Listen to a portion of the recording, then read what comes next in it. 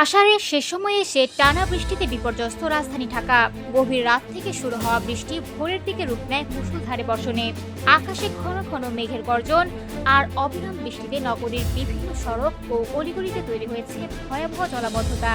রাজধানীর Mohammadpur, Merul Badda, DIT project, Malibagh, Shantinagar, Sayedabad, Agargaon, Jahangir gate, Khamarbari, farm gate, Tejgaon truck stand, Shonir Akhra, Puran Dhaka, Bangshal, Nazimuddin road, Dhanmondi, Mirpur, Kashi, Hatirjheel, Gulshan, Kalachandpur ও বাড়িধারার বিভিন্ন এলাকায় কোথাও হাঁটু সমান আবার কোথাও কোমর সমান পানি জমেছে।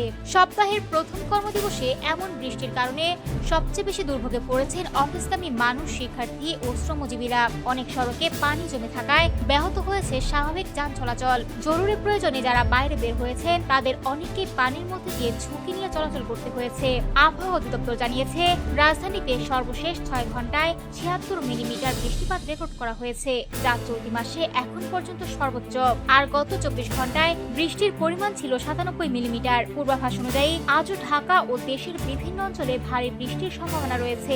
বৃষ্টির কারণে সড়কে যানবাহনের সংখ্যা ছিল তুলনামূলক কম, তবে জরুরি কাজে বের হওয়া মানুষদের পড়তে হয়েছে চরম ভোগান্তিতে। অনেক জায়গায় জমে থাকা পানিতে সিএনজি ও ছোট যানবাহনের ইঞ্জিন বন্ধ হয়ে যাওয়ার ঘটনাও দেখা গেছে।